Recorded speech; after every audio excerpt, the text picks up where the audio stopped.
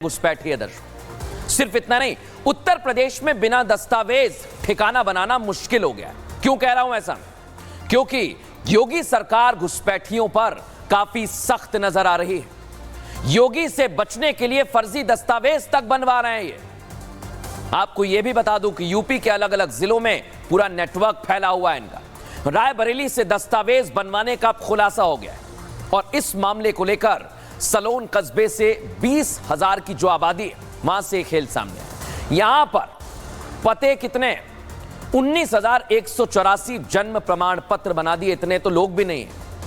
नूरुद्दीनपुर गांव की आबादी कितनी है? 8,000 दर्शकों। लेकिन यहां क्या खेल हुआ समझिए, यहां 12,000 सर्टिफिकेट आ गए। सोचिए आप, आबादी से 4,000 ज्यादा।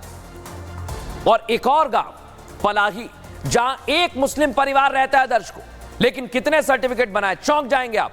819 सर्टिफिकेट, एक मुस्लिम परिवार और 819।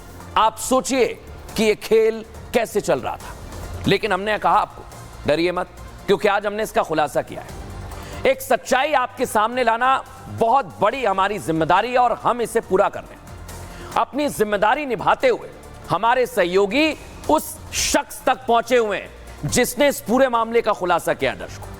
और इस शख्स ने साफ साफ कह दिया है कि फर्जी सर्टिफिकेट के सेंटर पर अनजान लोग आया करते थे, मोटा पैसा देकर अपना काम कराया करते थे और बिना किसी से बातचीत किए चुपचाप वहां से निकल जाते। सोचिए आप, इस मामले में भांडाफोड़ करते हुए इंद्रेश द्विवेदी ने बताया कि इस मामले की जांच करने के लिए एटीएस और एनआईए की टीम यहां पर आई थी। जांच के दौरान पीएफआई का कनेक्शन भी सामने आया है। ऐसे में मामला बड़ा गंभीर है दर्शकों। अभी तक हमें यह लग रहा था कि यहां रोहिंग्याओं को बसाने की साजिश चल रही थी, लेकिन एनआईए, एटीएस और पीएफआई का जब नाम सामने आया तो पूरा मामला बड़ी आतंकी साजिश की ओर इशारा कर रहा है।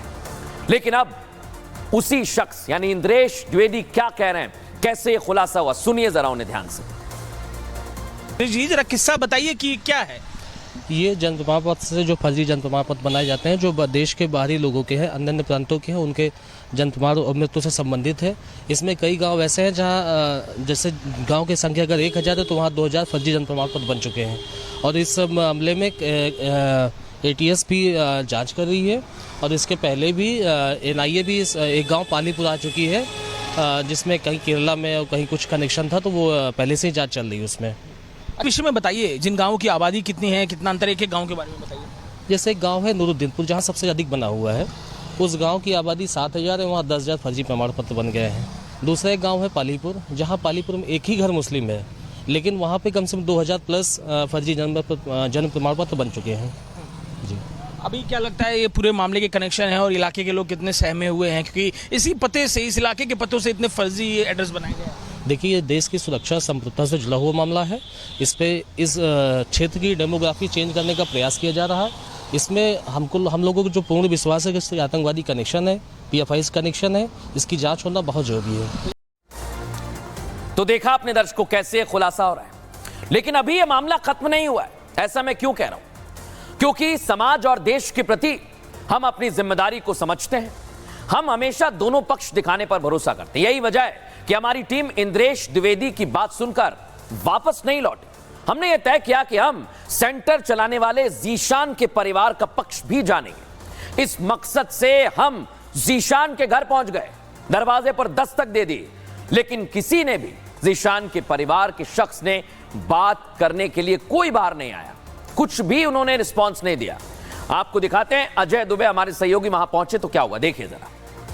सर्टिफिकेट बनाने वाले जीशान की आर्थिक जो उन्नति है उसकी चर्चा काफी हो रही है। जब से उसने अपना काम साइबर कैफे से जुड़ा शुरू किया था, एकाएक आर्थिक स्थिति बदलती दिखी। और तस्वीर जरा उसके घर की देखिए। ये रायबरेली के आउटस्कर्ट्स में बना हुआ उसका घर है, जिस घर में अब आप देखेंगे कैसे व्हाइट हाउस की तरह इस घर को बनाया गया है। इस घर के आकार प्रकार को देखिए, कैसे इसे सुंदरता से बनाया गया है। अब पुलिस ने उसे गिरफ्तार कर लिया है, पुलिस इसकी तफ्तीश कर रही है। हम आगे बढ़ते हैं, चलते हैं, कोशिश करते हैं घर में चलकर बात करने की कि कोई परिजन मिले जिससे बात हो सके।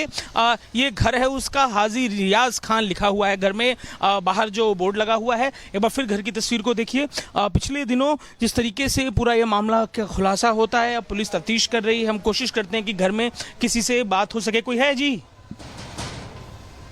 देखिए ये हाजी रियाज खान लगा हुआ है बोर्ड। पुलिस इस समय उन्हें गिरफ्तार कर चुकी है, पूछताछ कर रही है और इस पूरे मामले में जिस तरीके से फर्जी बर्थ सर्टिफिकेट बनाए गए हैं, हम कोशिश कर रहे हैं कि किसी से बात हो सके, लेकिन घर से कोई रिप्लाई नहीं आ रहा है, कोई रिएक्शन नहीं है। पहले भी हमने दरवाजा खटखटाया पर कोई बात नहीं कर रहा है। पर ये घर, इस घर के अलावा दूसरी दुकानों के अलावा बताया जा रहा है लखनऊ में भी घर। तो पिछले दिनों जिस तरीके से आर्थिक उन्नति इस लड़के ने की तो लोग तो सवाल कर रहे थे, लेकिन अब पुलिस ने गिरफ्तार कर लिया और इस पूरे मामले में जांच कर रही है। रायबरेली के सलोन इलाके में 20,000 फर्जी जन्म प्रमाण पत्र बनाए गए। सबसे ज्यादा सर्टिफिकेट नूरुद्दीन, पालीपुरगढ़ और इस्लाम नगर में बने हैं। इन्हीं गांव के नाम पर जिस गांव की मौजूदा आबादी 6,500 से 7,000 है, वहां भी जीशान और ग्राम विकास अधिकारी विजय यादव ने 10,000 जन्म प्रमाण पत्र जारी कर दिए। इस बात की पुष्टि करने के लिए हमारे सहयोगी नूरुद्दीनपुर गांव पहुंचे। देखिए जरा वहां क्या हुआ। जितनी नहीं है उससे कई गुना ज्यादा फर्जी बर्थ सर्टिफिकेट बना दिए गए हैं। ऐसा ही एक गांव है जिस गांव में हम पहुंचे हैं बात करने के लिए। सदस्य जो इस गांव से प्रतिनिधि हैं, आप बताइए जरा गांव का नाम और क्या हुआ है, बताइए कहानी। ग्राम पंचायत नूरुद्दीनपुर है। इसमें फर्जीवाड़ा हुआ है बर्थ सर्टिफिकेट बनने में। हमारे गांव की आबादी 6500 से 7,000 है और बर्थ सर्टिफिकेट 10,200 बने हैं। अब जरा बताइए डिटेल वाइज कि 6500 आबादी में 10,000 बर्थ सर्टिफिकेट बन जाए। आप तो गांव के पूरा प्रधान रहे हैं, परिजन आपके प्रधान हैं। सामान्यतः बर्थ सर्टिफिकेट अगर एक साल में इतने बने तो आबादी कितनी होनी चाहिए गांव की? अरे आबादी अगर 10,000 बर्थ सर्टिफिकेट हैं तो कम से कम 21,000 हमारे यहाँ आबादी होनी चाहिए। नूरुद्दीनपुर से निकलकर हमारे सहयोगी गढ़ इस्लाम नगर की तरफ बढ़े, क्योंकि एक और गांव था और यह जीशान का पैतृक गांव है। दर्शकों, इस गांव के नाम पर भी जीशान और विजय ने 2200 फर्जी जन्म प्रमाण पत्र बना दिए और इस गांव के लोग दहशत में डरे हुए हैं। इनका कहना है 265 परिवार रहते हैं यहां। ऐसे में अगर कल को 2200 लोग आकर यहां अपना दावा ठोकेंगे तो क्या करेंगे? आपके साथ भी हो सकता है। सुनिए जरा वहां क्या कह रहे हैं लोग। यहाँ पर भी फर्जी बर्थ सर्टिफिकेट की बात बताई जा रही है। इस गांव के प्रधान हमारे संग मौजूद हैं।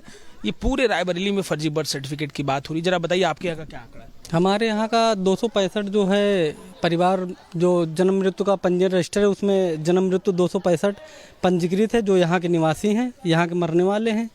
उसके अलावा 2200 के लमसम जो है फर्जी सर्टिफिकेट बनाया गया है। अब इसमें जो भी जिम्मेदार लोग हैं उनके खिलाफ कार्रवाई होनी चाहिए, जाँच होनी चाहिए। ये बाहरी लोग जो हमारे गांव 2200 बना दिए गए हैं, ये कहाँ के हैं, कहाँ के रहने वाले, ये सारी चीज़ें क्लियर होनी चाहिए।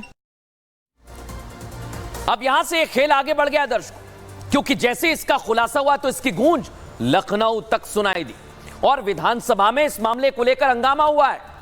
बीजेपी इस मामले की गंभीरता को समझ रही है। आरोपियों के खिलाफ सख्त एक्शन करने के साथ साथ मामले से जुड़े सभी तारों को खंगालने का भरोसा दे रही है। सुनवाता हूं आपको। ये तो आप समझ रहे हैं कि कहीं ना कहीं पे कोई षड्यंत्र है।